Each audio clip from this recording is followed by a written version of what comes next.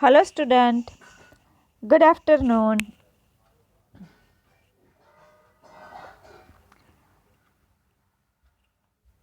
आज के हमारे वीडियो में मैं आपको कुछ निबंध लेखन करवा रही हूँ। पहले हमने आगे भी अगले सेम में कुछ निबंध किए थे। आज फिर हम कुछ और निबंध कर रहे हैं। निबंध का नाम है यदि मैं वैज्ञानिक होता। उनकी रूपरेखा इस तरह से है। विज्ञान का युग, विज्ञान की शिक्षा और खोज, कुछ विशेष खोजें, विशिष्ट सेवा, और फिर है आगे मेरा आदर्श और उपसंहार। निबंध के अंदर हमें उपसंहार भी आते हैं। तो निबंध है आज का युग विज्ञान का युग है। जीवन के हर क्षेत्र में विज्ञान का बोलबाला है।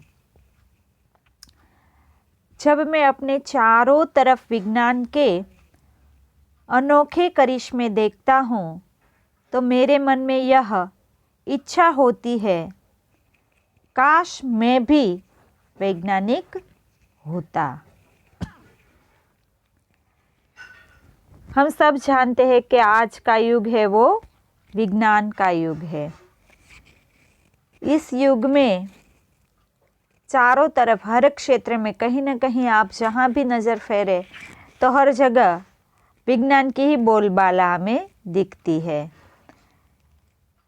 आजकल टेक्नोलॉजी का इतना उपयोग हो गया है कि इनके बिना हमारा जीवन अधूरा सा लगने लगा है। ये वैज्ञानिक युग है। अभी जो युग चल रहा है ना, उनको वैज्ञानिक युग भी कहा गया है ना। तो ये वैज्ञानिक युग है। इस युग में टेक्नोलॉजी इतनी आगे है कि हम सोच भी नहीं सकते। पिछले 5 या 10 सालों के अगर हम उदाहरण ले ले तो जो आज से 5 साल पहले था, तो अब उन 5 सालों के बाद इतनी तरक्की विज्ञान ने कर ली है कि जो 5 सालों में नहीं बनता था वो आज बनने लगा है। इतनी ज़्यादा मिलने लगा है, इतनी ज़्यादा सुविधा विज्ञान है, उनसे कहीं सारी सुविधाएं भी अच्छी से हमें मिलने लगी है।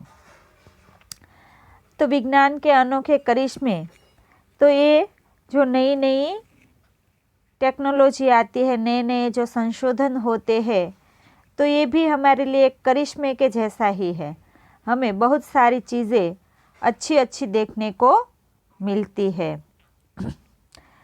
तो ये भी सोच रहती है कि काश मैं भी वैज्ञानिक होता, मैं भी इस तरह की कोई सिद्धि प्राप्त करता और कोई आविष्कार करता। आगे है वैज्ञानिक होना कोई मामूली बात नहीं है। इसके लिए वैज्ञानिक दृष्टिकोण और विज्ञान की ऊर्जा दृष्टिकोण और विज्ञान की ऊंची शिक्षा जरूरी है। सबसे पहले विज्ञान के क्षेत्र में ऊंची डिग्री लेकर मैं अपनी प्रयोगशाला खोलता। अपनी प्रयोगशाला में मैं उन चीज़ों के बारे में संशोधन कार्य करता जिनकी हमारे देश को बहुत ज़रूरत है। हमारे देश को सस्ती लेकिन कारगर मशीनों, दवाइयों, खेती के लिए नए नए औजारों आदि की बहुत ज़रूरत है। बाहर से आने वाली चीज़ें इतनी महंगी है कि साधारण आदमी उन्हें खरीद नहीं सकता। यदि मैं वैज्ञानिक होता तो मेरा यही प्रयत्न रहता कि सभी चीज़ें देश में ही बने और सब लोग उनका आसानी से लाभ उठा सके। तो अगर आप वैज्ञानिक होते, अगर मैं वैज्ञानिक होता, तो क्या कहते हैं कि अगर मैं वैज्ञानिक होता तो सारी चीज़ें अपने देश में ही बनाता, जो हमें बाहर से चीज़ें आयात करनी पड़ती है, मंगवानी पड़ती है, ऐसा नहीं करता। और हमें इतनी महंगी महंगी चीज़ें मिलती है, तो अगर हमारे देश में ही वो चीज़ें बनती तो हमें बाहर से मंगवानी भी नहीं पड़ती और इतनी ऊंची कीमतें देकर वो खरीदनी भी नहीं पड़ती। वैज्ञानिक बनना ये कोई मामूली चीज़ नहीं है, कोई मामूली बात नहीं है। वैज्ञानिक बनने के लिए पहले खूब अच्छी तरह से पढ़ाई करनी पड़ती है और हमारा दृष्टिकोण है वो उच्च शिक्षा के लिए ज़रूरी हो जाता है। डिग्री मिल जाए फिर अपनी प्रयोगशाला खोलना, अपनी प्रयोगशाला में उन चीज़ों के बारे में संशोधन कार्य करता जिनकी हमारे देश को बहुत ज़रूरतें है। क्या कहते हैं कि अगर मैं वैज्ञानिक होता तो ये सारी चीज़ें करता, अपनी प्रयोगशाला खोलता और उन प्रयोगशाला में ऐसी चीज़ें बनाता जो हमारे देश के लोगों को बहुत ज़्यादा ज़रूरी हो और उनको सस्ती लेकिन कारगर मशीनों, दवाइयों, खेती के लिए नए नए औजारों आदि की बहुत ज़रूरत है। वो बाहर से आने वाली चीज़ें इतनी महंगी है, इनके साधारण वो कुछ अच्छी क्वालिटी और कम कीमतों वाली बनाता, ऐसी सोच रखता मैं। आगे है, वैज्ञानिक बनकर मैं यह खोजने में लग जाता कि समुद्र का जल पेयजल कैसे बनाया जाए, समुद्री जल से विद्युत कैसे बनाई जाए, सूर्य की गर्मी से सस्ती ऊर्जा कैसे प्राप्त की जाए। इसके साथ ही मैं कैंसर का सफल इलाज खोज निकालने के लिए लगातार कोशिश करता। क्या अगर मैं वैज्ञानिक होता तो ये खोज निकालता, इनकी खोज कहता कि समुद्र का जो सागर का दरिया का जो पानी है, समुद्र का जल, उसको पीने के लायक कैसे बनाया जाए। हमारे पास देखो, हमारे धरती के ऊपर, हमारी पृथ्वी के ऊपर इतना सारा पानी है पर पीने लायक पानी बहुत कम है और पीने लायक पानी की हमें ज़्यादा ज़रूरत है। इन समुद्री पानी की हम कहीं भी उनका उपयोग नहीं करते, कहीं भी नहीं कर सकते उनका उपयोग, ना तो फैक्ट्री में, ना खाने पीने में, ना खेती में, कहीं भी किसान को भी वो उपयोगी नहीं है। ना तो फैक्ट्री में भी हम उनका पानी यूज़ कर सकते। उनका पानी इतना खारा होता है, इनसे मशीनें भी बिगड़ जाएगी, इतना क्षार वाला होता है, इसलिए उनका उपयोग हम कहीं नहीं कर सकते। तो अगर मैं वैज्ञानिक होता तो सबसे पहले यही संशोधन करता कि इस पानी को पीने लायक कैसे बनाया जाए। अभी कुछ कुछ जगहों पे ऐसे प्लांट चल रहे हैं, आर प्लांट, जहाँ दरिया, ये समुद्र का जो पानी है ना, उस पानी को पीने के लिए उपयोग में लिया जा सके, ऐसी कामगिरी शुरू है और कई जगह तो बन भी गई है। तो कि इस तरह के मैं पहले संशोधन करता, फिर जो समुद्र का पानी है उस पानी के जल से कैसे मैं विद्युत यानी बिजली कैसे उत्पन्न कर सकता, उनके बारे में सोचता। और सूर्य की गर्मी जो है, सूरज तो हर रोज़ आता है, हर रोज़ चला जाता है, हमें इतनी सारी गर्मी प्रदान करता है, पर उस गर्मी से हम सस्ती ऊर्जा कैसे बना पाए। अभी आप जानते हैं ना, सौर ऊर्जा, अभी उनके भी बहुत सारे प्रोजेक्ट चल रहे हैं सौर ऊर्जा के कई जगह, और उनके ऊपर सब्सिडी भी गवर्नमेंट ने दी हुई है, तो वो भी लोग अब उनका भी उपयोग करते हैं। तो कि उनकी भी मैं ऊर्जा कैसे प्राप्त की जाए, इसके साथ ही मैं कैंसर का सफल इलाज खोज निकालने के लिए लगातार कोशिश करता, अगर जो मैं वैज्ञानिक होता। आगे,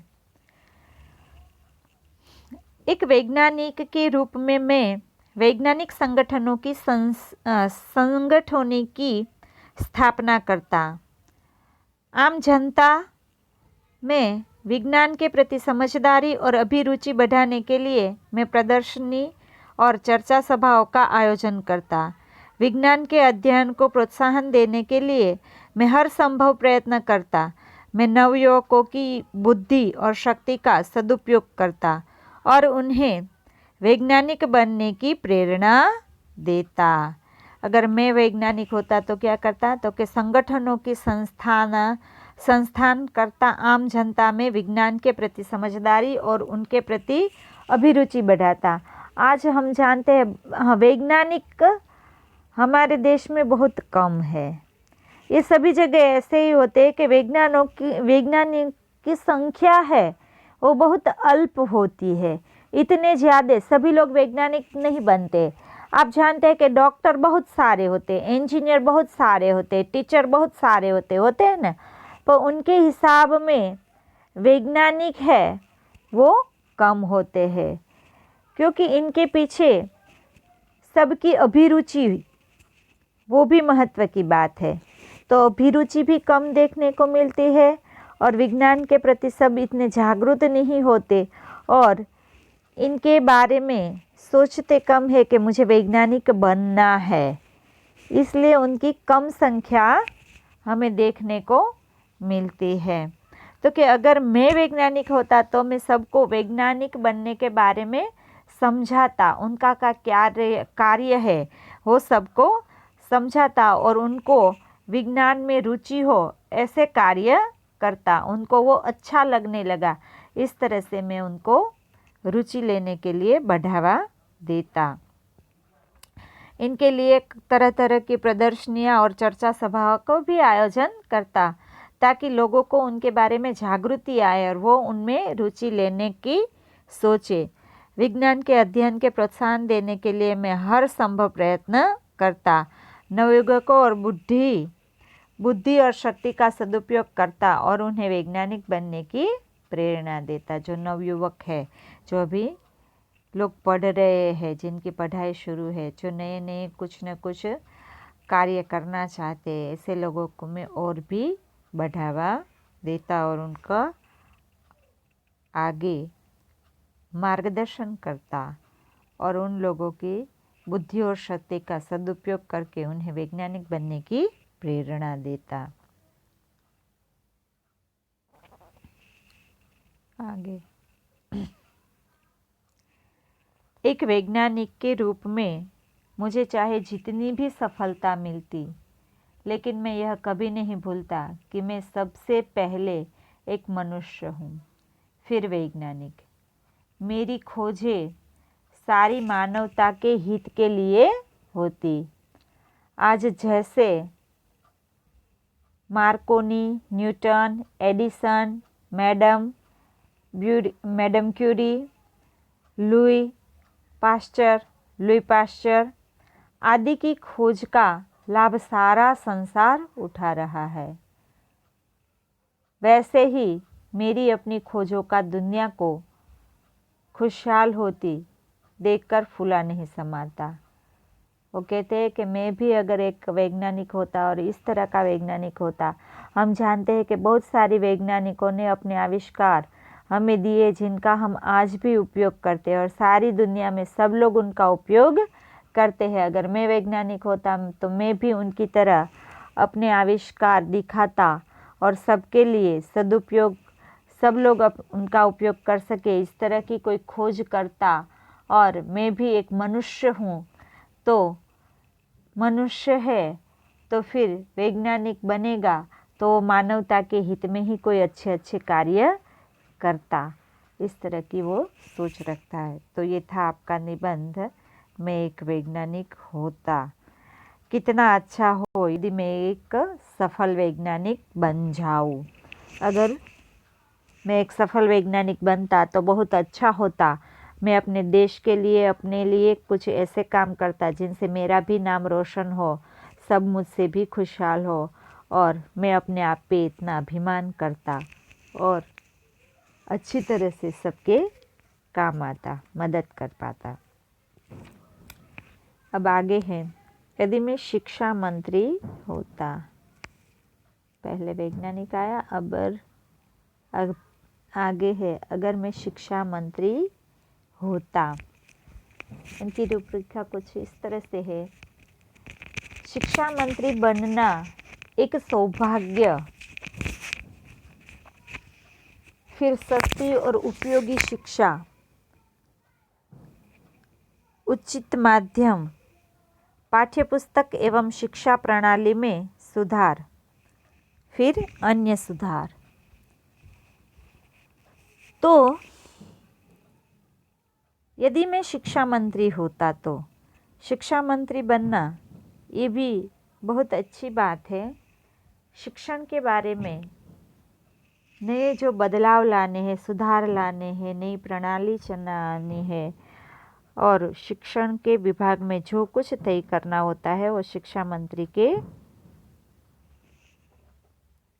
पास होता है, ये उनका अधिकार होता है। तो जीवन में शिक्षा का बहुत महत्व है। अच्छी शिक्षा प्रणाली पर ही समाज और राष्ट्र की उन्नति का आधार है। यदि मैं शिक्षा मंत्री होता तो राष्ट्र की सेवा का यह अवसर पाकर स्वयं को परम भाग्यशाली मानता। आप सब जानते हैं ना कि शिक्षा का कितना महत्व है। आप सब लोग पढ़ते हैं इसलिए आपको पढ़ाई का महत्व पता है कि पढ़ना कितना ज़रूरी है जीवन में। अभी तो कोई अनपढ़ नहीं रहता, अनपढ़ की तो कोई कीमत ही नहीं रह गई है। अभी तो हमारा जो हाल है, हमारा जो ये वैज्ञानिक युग चल रहा है, इसमें तो 10वीं पास तक का जो कोई होता है तो उनकी पढ़ाई का तो कोई मतलब ही नहीं है। ऐसा वो सिर्फ पढ़े लिखे हैं ऐसा जाना जाता है, पर उनको कहीं उनके हिसाब से काम वगैरह कम मिलता है। तो 10वीं तक पढ़ने वाली की इतनी वैल्यू नहीं रह गई है। आज तक पढ़ाई इतनी आगे बढ़ चुकी है और इतने क्षेत्रों में अलग अलग तरह की पढ़ाइयाँ हो रही है। अलग अलग क्षेत्र में इतनी फैकल्टियाँ भी बन चुकी है कि जो इंसान जो क्षेत्र में पढ़ाई करना चाहता है उनमें वो कर सकता है। तो अगर जीवन में शिक्षा का, सभी के जीवन में शिक्षा का बहुत महत्व होता है ना। अगर मैं शिक्षा मंत्री होता तो राष्ट्र की सेवा का अवसर पाकर स्वयं को भाग्यशाली मानता। यदि मैं शिक्षा मंत्री होता तो आज की शिक्षा को अधिक से अधिक उपयोगी और सार्थक बनाने का प्रयत्न करता। आज की खर्चीली शिक्षा पाकर और बड़ी डिग्रियां लेने के बावजूद भी बेकारी के शिकार युवकों को देखकर मुझे बड़ा दुख होता है।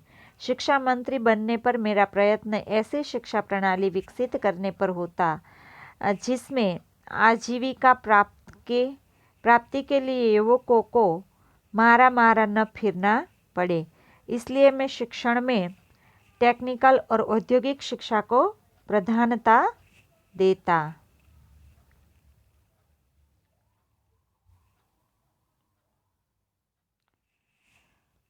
तो कहते हैं कि अगर मैं शिक्षा मंत्री होता तो हमारी जो अभी शिक्षा चल रही है उनको ज़्यादा से ज़्यादा उपयोगी बन जाए और सार्थक बन जाए, ऐसी शिक्षा प्रणाली का प्रयत्न करता। हमारी शिक्षा तो अभी अच्छे से चल ही रही है पर ये खर्चीली बहुत हो गई। आजकल शिक्षा बहुत महंगी हो गई है। आप जानते हैं ना, किसी भी स्कूल कॉलेज में आपको पढ़ना हो तो उनकी फ़ीस है वो इतनी अभी बढ़ गई है कि फ़ीस भरना कुछ कुछ लोगों के लिए बहुत मुश्किल हो जाता है। और प्राइवेट स्कूलों में तो बहुत ज़्यादा ही फ़ीस होती है। गवर्नमेंट स्कूलों में उनके हिसाब से थोड़ी कम होती है। फ़ीस तो हर जगह भरनी पड़ती है, पर ये इतना महंगा हो गया है तो लोगों को पढ़ाने में भी अपने बच्चों को थोड़ी दिक्कत आ रही है। तो कि अगर मैं शिक्षा मंत्री होता तो ये खर्चीली जो शिक्षा है वो इतनी खर्चीली शिक्षा लोग पाते हैं, फिर डिग्रियां लेते हैं, उनके बावजूद भी लोगों को आजकल नौकरी नहीं मिल रही है। बेकारी ज़्यादा बढ़ गई है। बेकारी के शिकार युवक देख कर बड़ा दुख होता है कि इतनी महंगी शिक्षा पाने के बावजूद भी लोगों को नौकरी नहीं मिल रही है और वो बेकार पड़े रहते हैं। तो ऐसी शिक्षा है वो इतनी खर्चीली नहीं होनी चाहिए और सब लोगों को नौकरी भी मिल जाए, इसकी भी कुछ व्यवस्था होनी चाहिए ताकि लोग सुकून से रह सके। अगर मैं शिक्षा मंत्री होता तो मैं प्रयत्न ऐसा करता कि शिक्षा प्रणाली विकसित करने पर होता जिसमें आजीविका प्राप्ति के लिए युवकों को मारा मारा न फिरना पड़े। इसलिए शिक्षण टेक्निकल और औद्योगिक शिक्षा को प्राधान्यता देता है। टेक्निकल तो होता है, साथ में औद्योगिक शिक्षण, जैसे कि अभी आप जानते हैं ना कि अभी गवर्नमेंट ने भी ये नई जो शिक्षा नीति आई है 2020, उनके अंदर भी ऐसे सुधार बदलाव किए हैं। वो भी ऐसा चाहते हैं कि टेक्निकल और औद्योगिक शिक्षा है वो सबको मिले। स्कूल के अंदर तरह तरह के उद्योगों के बारे में भी उनको जानकारी मिले। गृह उद्योग है, जो बच्चा जो सीखना चाहता है वो सीख सके, इसलिए इस तरह का उनके अंदर भी उनको सम्मिलित करना चाहते हैं। मैं शिक्षा के माध्यम के लिए मातृभाषा को उपयुक्त मानता। मेरा प्रयत्न रहता कि उच्च शिक्षा भी मातृभाषा के माध्यम से ही दी जाए, परंतु आज अंग्रेजी भाषा के महत्व को देखकर मैं उसे भी उचित स्थान देता। क्या कहता, आजकल शिक्षा में अंग्रेजी माध्यम का बहुत ही महत्व बढ़ गया है। तो अगर मैं शिक्षा मंत्री होता तो मैं अपनी मातृभाषा को प्रायोरिटी देता। मातृभाषा में पहले बच्चों को पढ़ना चाहिए क्योंकि वो अपनी भाषा है। तो कि मैं शिक्षा मंत्री होता तो मैं ये कार्य ज़रूर करता। हमारी जो ये नई शिक्षा नीति आई है उसके अंदर भी इस बात को प्राधान्य दिया गया है कि सबसे पहले बच्चा प्राइमरी जो है, प्री प्राइमरी, प्राइमरी, वो शिक्षा कंपलसरी अपनी मातृभाषा में ही ले, ऐसा उसके अंदर बताया गया है। आगे मैं ऐसी पाठ्य पुस्तकें तैयार करवाता जिसकी भाषा सरल और रोचक हो और उनकी रचना राष्ट्रीय भावनाओं तथा भारतीय संस्कृति के आदर्शों के अनुसार हो। शिक्षा मंत्री बनने पर मैं डोनेशन या डिपॉजिट जैसी प्रथाओं को हटा देता। मैं महाविद्यालयों में फैशन परस्ती की प्रवृत्ति पर भी अंकुश लगाने का प्रयत्न करता। काश शिक्षा मंत्री बनकर मुझे राष्ट्र सेवा करने और सपने साकार करने का अवसर मिले। तो अगर मैं शिक्षा मंत्री होता, जो उच्च स्कूलों में जो डिपॉजिट और डोनेशन की जो स्कूल के अंदर प्रथा है, तो कि उन प्रथा को मैं बंद कर देता, उनको हटा देता और महाविद्यालयों में जो फैशन परस्ती है उनके ऊपर भी, उनकी प्रवृत्तियों पर भी मैं अंकुश लगाता, क्योंकि उनसे बच्चों के अंदर तरह तरह की भावनाएं पैदा होती है और उनके एक दूसरे की कंपैरिजन भी करते रहते हैं और वो प्रवृत्ति है वो बच्चों को बिगाड़ती है। इसलिए अगर जो मैं शिक्षा मंत्री होता तो मुझे राष्ट्र की सेवा करने का सौभाग्य मिलता और मैं इस अवसर को पाने से अपने जीवन साकार बनता देखता। आगे है निरक्षरता एक अभिशाप। निरक्षरता यानी जो पढ़ा लिखा नहीं है, अक्षर ज्ञान जिनको नहीं है उनको निरक्षर कहते हैं। निरक्षरता का अर्थ, इनकी परिभाषा कुछ इस तरह के मुद्दे इस तरह से दिए गए हैं। फिर दूसरा है आज की दुनिया में निरक्षर व्यक्ति की स्थिति। भारत में निरक्षरता से देश को हानि, निरक्षरता निवारण के उपाय और निरक्षरता से मुक्ति भारत का स्वप्न। तो निरक्षरता है वो अपने आप में ही बुरी चीज़ है। जिनको अक्षर ज्ञान नहीं है, ऐसे लोग, उनको हम निरक्षर कहते हैं। तो ऐसे निरक्षर लोग जो है, उनका विकास तो वैसे ही रुंध गया, उनका विकास तो बढ़ा ही नहीं ना, विकास होगा ही नहीं, क्योंकि वो बहुत सारी ऐसी बातें हैं जो जान ही नहीं पाते। उनका विकास वहीं से ही रुक जाता है औरों के हिसाब में। आगे, निरक्षरता का अर्थ है अक्षर ज्ञान का न होना। अक्षर ज्ञान के बिना व्यक्ति पढ़ लिख नहीं सकता, इसलिए अनपढ़ व्यक्ति को निरक्षर कहा जाता है। जो बिना पढ़ा लिखा हो, अनपढ़ हो, उनको हम क्या कहते हैं? तो के निरक्षर कहते हैं। आगे, सॉरी, आज की दुनिया में तो ज्ञान विज्ञान का बोलबाला है।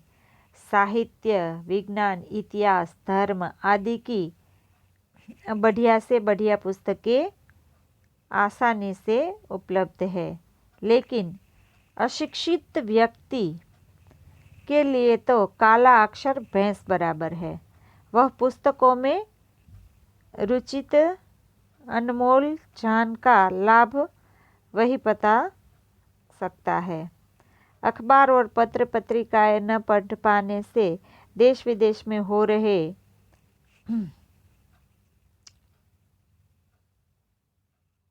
खबरों की उसे सही जानकारी नहीं होती, और तो और वह न किसी को पत्र लिख सकता है, न किसी का पत्र पढ़ सकता है। लिखने पढ़ने में के मामले में उसे हमेशा दूसरों का मुंह ताकना पड़ता है। विद्याहीनों पशु की उक्ति उसके लिए खरी उतरती है। यह खेद की बात है कि भारत में आज भी साक्षरता की तुलना निरक्षरता का परिणाम कई गुना ज़्यादा है। हमारे देश के लाखों लोग आज भी अशिक्षित के अंधकार में जी रहे हैं। अनपढ़ किसानों को खेती आधुनिक पद्धतियों की पर्याप्त जानकारी नहीं है। शहरों में निरक्षर मजदूर पशुओं की तरह पेट पाल रहे हैं। देश के अधिकांश नागरिक अभी निरक्षरता से पीड़ित है। तब देश की वास्तविक प्रगति की कल्पना कैसे की जा सकती है? तो कि निरक्षरता की वजह से देश में बहुत सारे ऐसे मजदूर हैं जो ऐसे ही अपना पेट पाल रहे हैं। उनके बिना हमारे देश की प्रगति के बारे में सोचना ये कैसे संभव है? बहुत सारे लोग अभी भी हमारे देश में ऐसे हैं जो निरक्षर है, जिनके पास अक्षर ज्ञान नहीं है। निरक्षरता के होते हुए देशवासियों में राष्ट्रीयता का प्रबल भाव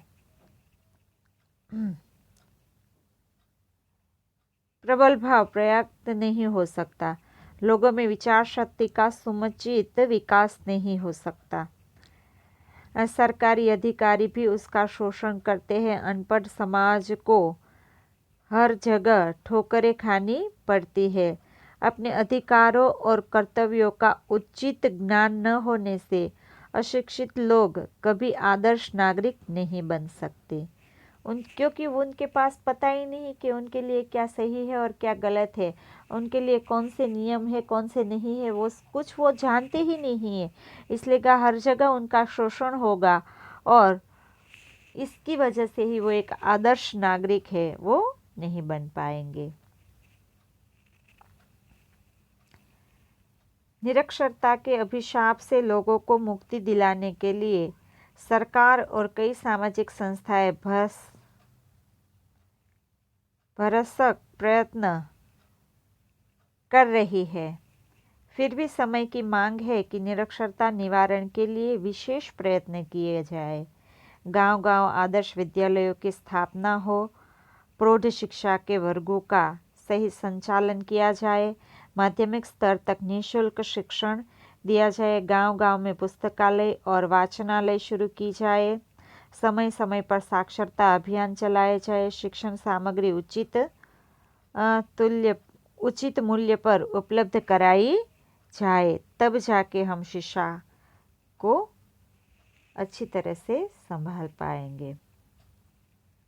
वह कौन सा दिन होगा जब भारत का जनगण निरक्षरता के अभिशाप से मुक्त और यहाँ के धूल भरे ही भी अपनी चमक हो। तो ऐसा कौन सा दिन होगा, इनके बारे में बात की है।